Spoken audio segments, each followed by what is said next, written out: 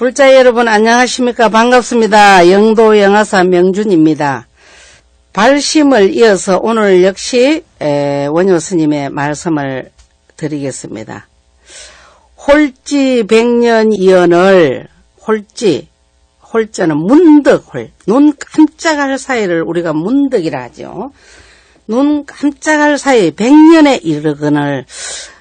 정말 이 소리는 우리 불자님도 다 공감하실 그런 내용이 되겠습니다.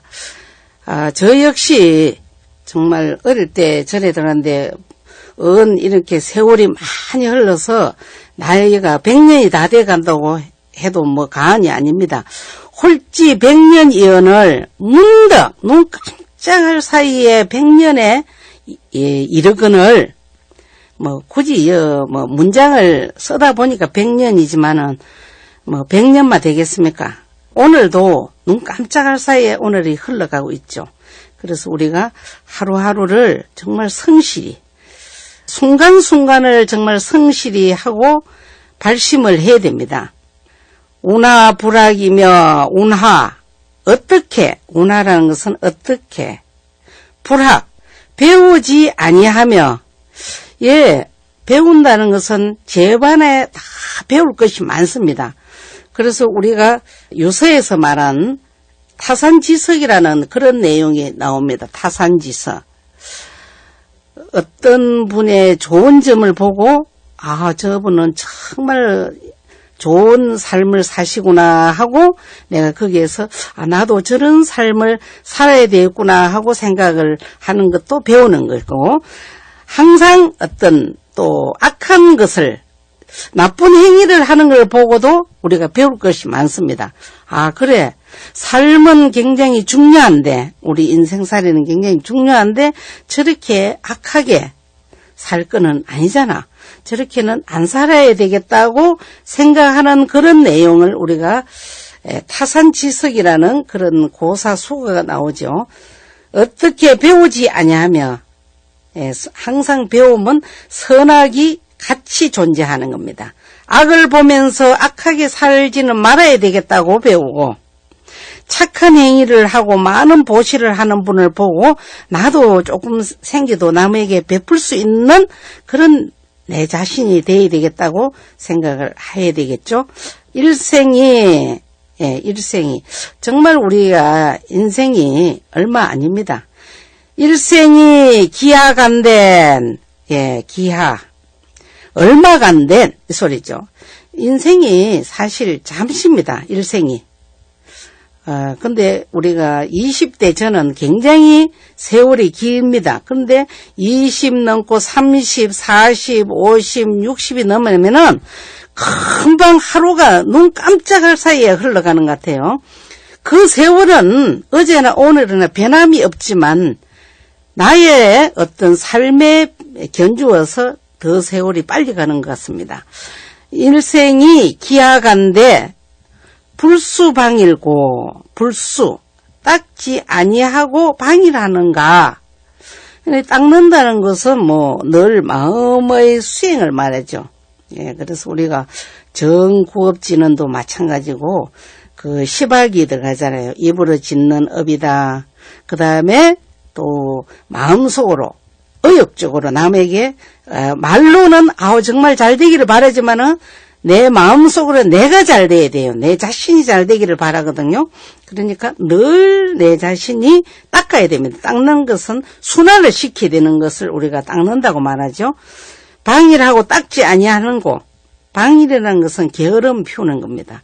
그래서 저는 늘 우리 불자님에게도 말씀드리고 저 자신부터 기도를 하고 몇 시간을 날마다 할 수가 없잖아요. 그런데 우리가 특별로 해서 가행정진도 하고 용맹정진도 하고 많이들 하십니다.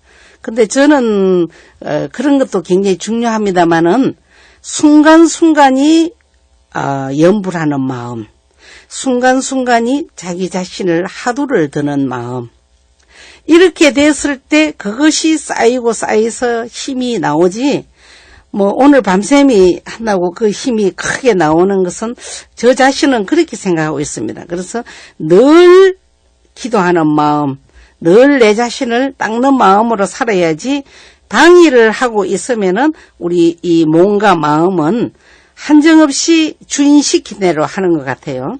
그래서 어떻게 닦지 아니하고 방위를 하는고 게으름을 피우는고 이심중애를 마음 가운데 사랑하는 애착을 여의는 것을 우리가 마음이라는 것은 사실 추상적이잖아요. 보이지를 않습니다. 마음을 보일 수는 없지만 우리가 이 안입이 설신으로 해서 제일 먼저 보이는 것이 우리가 눈이잖아. 눈하고 입입니다. 눈빛을 보면 그분이 마음이 편안하다는 것을 알 수 있고 입이나 눈은 변합니다. 입은 눈은 내 정신세계에서 따라서 변해지거든요. 그래서 우리가 코가 변하는 것도 아니고 귀가 변하는 것도 아닙니다. 하지만 눈과 입은 내 마음에 따라서 변한다고 그렇게 이야기들 하시거든요.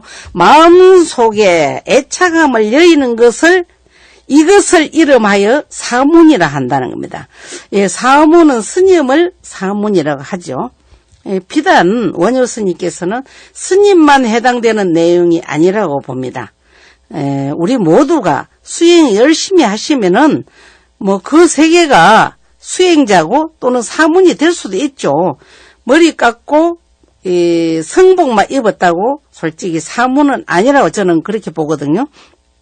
그분이 얼마만큼 정경과 정정을 가지고 있느냐에 따라서 사문이 될 수가 있습니다.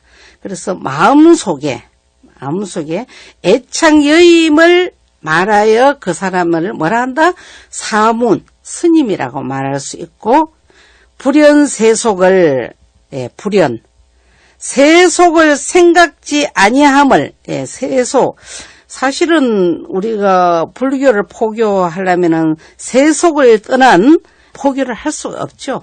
하지만 그분들하고 얼마든지 우리가 교류는 하지만은 내 자신은 늘 내가 수행자라는 생각을 놓치지 말아야만이 그 산중에 사는 거나 다른 바가 없죠. 여기에서는 꼭 어떤 세속이라는 것은 내가 머리 깎고 살고 있지만은 세속 생활을 늘 그리워하는 그 자체는 출가자가 아니라는 그런 말씀이죠. 세속을 생각지 아니함을 이것을 이름하여 출가자라고 자자는 없지만 우리 원효 스님은 사음절을 맞추어서 이 문맥을 이루신 것 같아요. 사음절.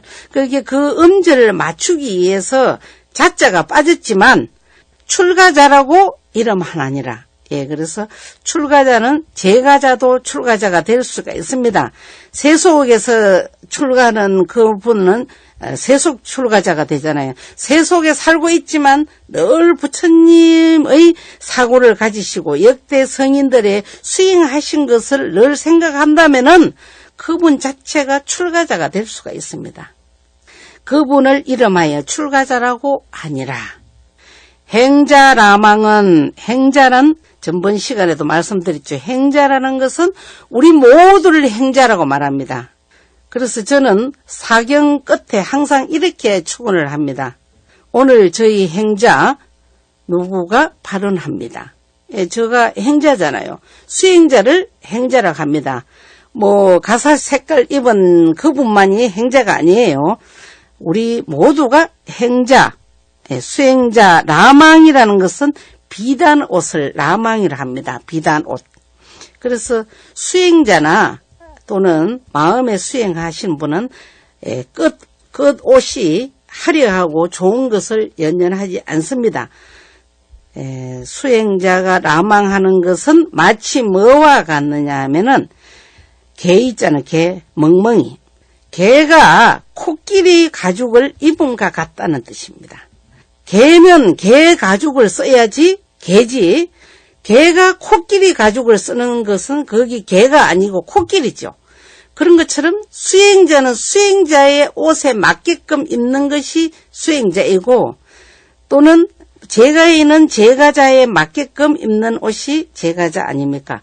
근데 요즘 제가 이 자리에서 말씀을 드리고 싶은 거는 제가 분들이 굉장히 그 스님들 색깔해서 굉장히 있고 절에도 많이 오시고 그 다음에 이 시내도 다니시는 걸 제가 좀 많이 봅니다. 보면 그분들이 그 옷 입은 만큼 하심하느냐 하면은 별로 하심하는 걸 제가 못 봤거든요. 내가 이만큼 불교를 믿는 내다는 생각, 그 소위 말하면은 상이 가득 찼어요.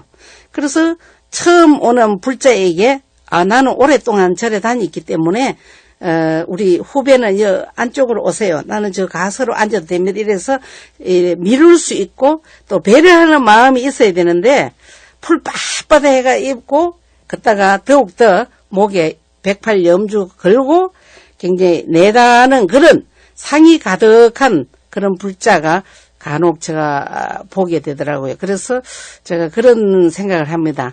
부처님의 진정한 사상은 저기 아닐 건데 그런 생각을 해보거든요.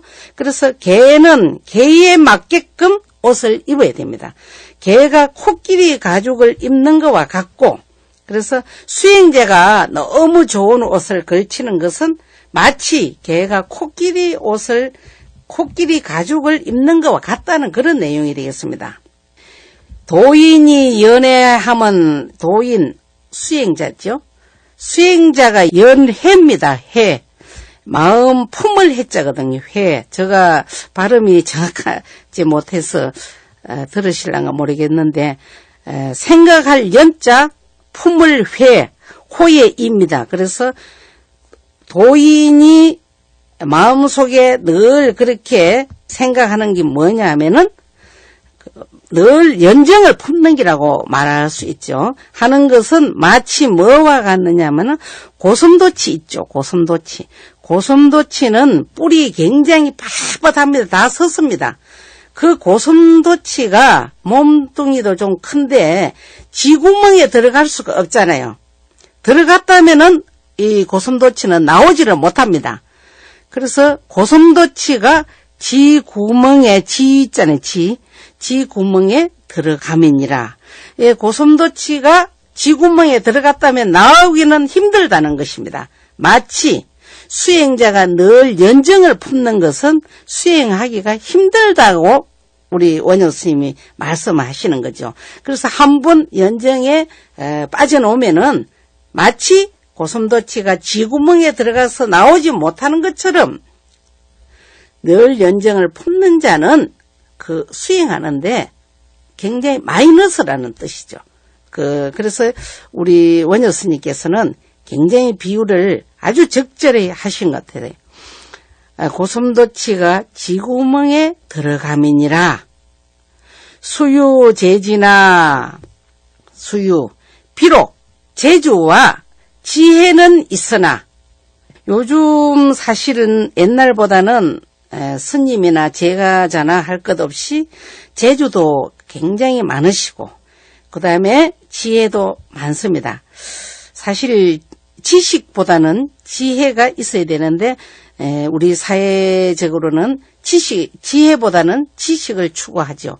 그래서 여기에서는 우리 원효 스님께서는 비록 뛰어난 재주와 지혜는 있으나 그 업가자는 업가에 거하는 사람은 업가라는 것은 세속이죠. 세속에 거하는 사람은 그래서 제가 머리 깎고 성복을 입고 살고 있지만은 마음속으로는 늘 업가에 거한다면은 제불이 모든 부처님들께서 제불이 이 시인이라는 것은 이러한 사람, 어떠한 사람, 재주 있고 지혜 있는 사람이지만 늘 마음속에 업가에 거하는 사람은 이런 사람들에게 생비우심하시고 생이라는 것은 내다는 뜻입니다. 먼 마음을 내나 슬피, 근심스러운 마음을 내신다는 거죠. 누가?